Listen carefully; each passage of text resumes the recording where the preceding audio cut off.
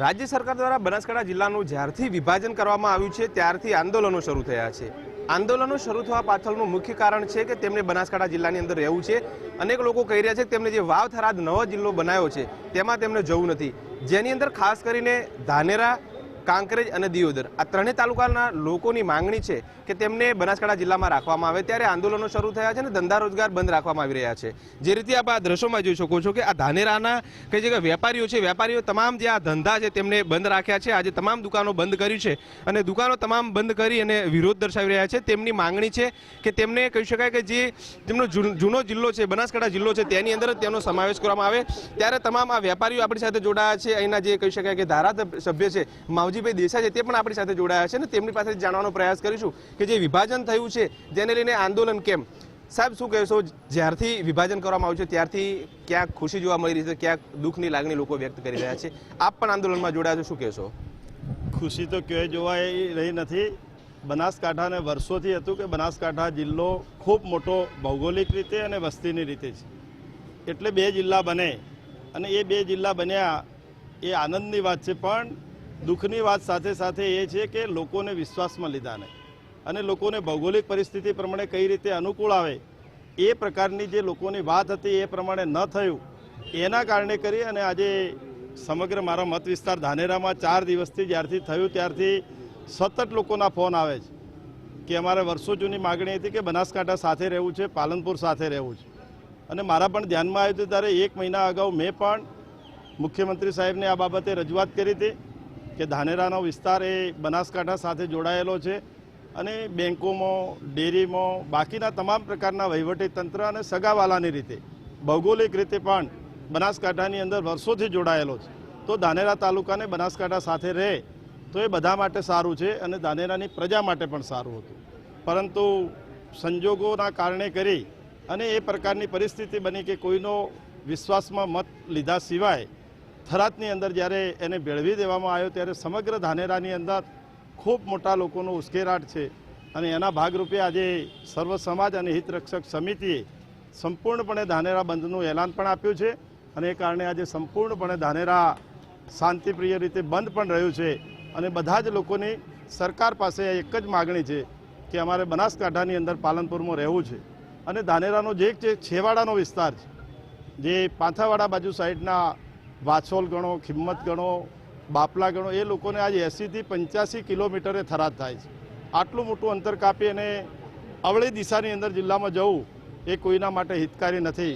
આ માટે સમગ્ર ધાનેરા વિસ્તારના બધા જ સર્વ સમાજના લોકોનો એક જ વાત છે કે મારે પાલનપુરમાં રહેવું છે અને એ માટે આજે જડબે સલાક ધાનેરા બંધ પણ રહ્યું છે અને પ્રાંત ઓફિસે જઈ અને ખૂબ મોટી સંખ્યાની અંદર રેલીના સ્વરૂપે જઈ અને આવેદનપત્ર પણ આપવાના છે। તો આજે આવેદનપત્ર પણ આપવાના છે। આપણી સાથે કહી શકાય કે નગરપાલિકાના પૂર્વ પ્રમુખ પણ જોડાયા છે। શું કહેશો? ધાનેરા સજ્જડ બંધ રહ્યું છે, આપણી માંગણી શું છે? ધાનેરા બંધ રહ્યું છે એટલે ધાનેરાને બનાસકાંઠા હાથે રહેવું છે અને છેલ્લા 4 દિવસથી ધાનેરાના તમામ વેપારીઓ, તમામ નાગરિકો આ જ વાત ઈચ્છે છે કે અમારે બનાસકાંઠા સાથે રહેવું છે। અને બનાસકાંઠા સાથે રહેવાનું કારણ કે અમારે આ બાજુ થરાદ જઈએ તો થરાદ અગવડતા પડે છે અને અહીંયા આગળ જઈએ તો અમે ગાંધીનગર જવું હોય તો જવાય, ગાંધીનગરથી રિટર્ન આવતા હોય તો અમારે જિલ્લાનું કામ થઈ શકે।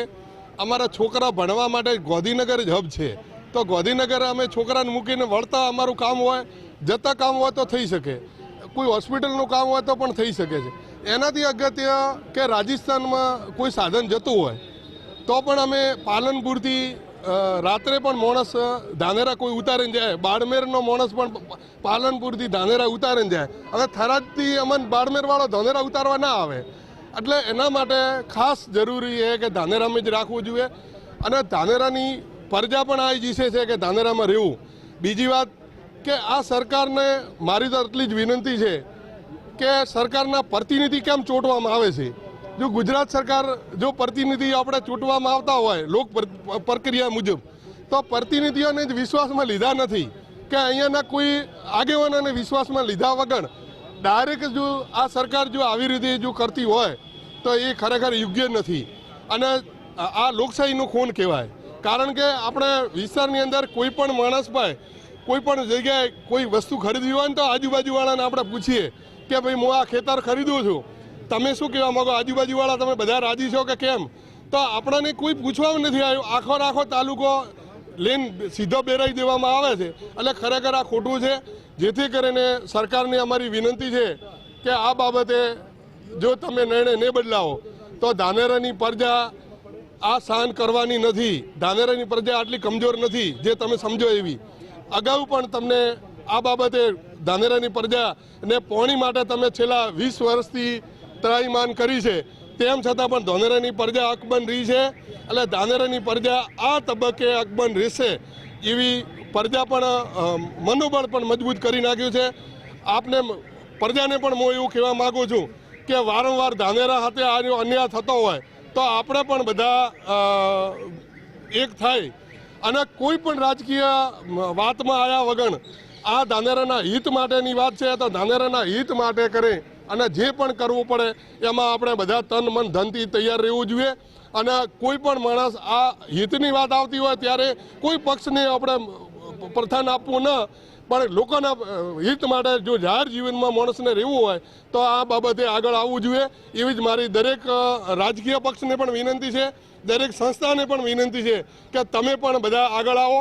અને આ લડાઈ કોઈ રાજકીય નથી, આપણા તાલુકાની લડાઈ છે અને તાલુકાની લડાઈ માટે આપણે લડવું પડે તો લડવું જ પડશે અને લડશું. તેમણે કહ્યું છે કે જે પ્રતિનિધિઓ હતા તેમને વિશ્વાસમાં લીધા વગર અહીં તેમને આ ડિસિઝન લીધું છે, નિર્ણય લીધો છે. ભૌગોલિક પરિસ્થિતિને જાણ્યા વગર તેમને સરકારે આ નિર્ણય લીધો તેવું અત્યારે તેમનું માનવું છે. આપણી સાથે ખેડૂત આગેવાન પણ જોડાયા છે, તેમની સાથે સીધી વાત કરીશું. શું કહેશો, આપ એક ખેડૂત છો, ખેડૂતો માટે કેટલું ઓકવર્ડ રહેશે?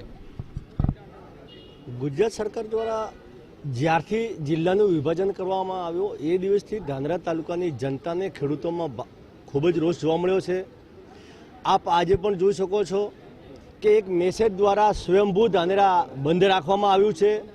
લગભગ ધાનેરાના ઇતિહાસમાં જ પહેલી જ વખત એવું છે કે કોઈ બંધ કરાવવા નથી નીકળ્યા અને એક મેસેજના માધ્યમથી પણ જો આખું ધાનેરા બંધ રહેતું હોય તો આના ઉપરથી પણ સરકારને સમજવું જોઈએ કે ધાનેરા બનાસકાંઠામાં રહેવા માંગે છે. અમારી આપ એક ખેડૂત છો અને ખેડૂતોને કેટલી તકલીફ પડે છે જ્યારે આમ બનાસકાંઠા જિલ્લામાં તમે જતા, પાલનપુર કામ અર્થે જતા હતા અને હવે તમારે અહીંયા થરાદ બાજુ જવું પડશે, ખેડૂતો માટે કેવું રહેશે? સાહેબ, ખેડૂતોને તકલીફની વાતો કરીએ તો ખેડૂતોને તો કોઈ સમસ્યાનો પાર જ નથી.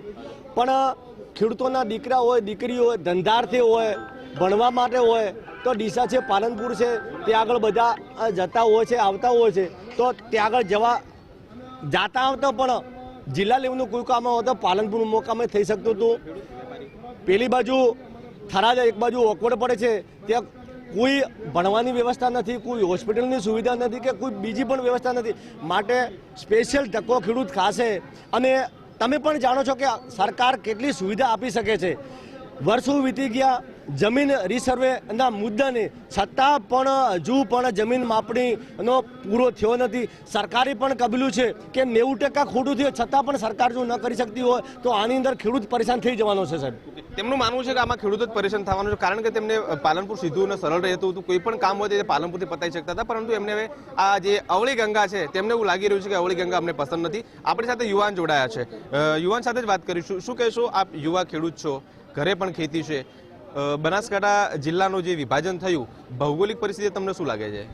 બનાસકાંઠો એ અમારી એક ઓળખ છે, અમારી એક અસ્મિતા છે. વર્ષોથી ધાનેરા એ બનાસકાંઠા સાથે જોડાયેલું છે. જ્યારેથી આ નિર્ણય લેવામાં આવ્યો ત્યારે ધાનેરાના સમગ્ર શહેરમાં દુઃખની જ લાગણી અનુભવાય છે.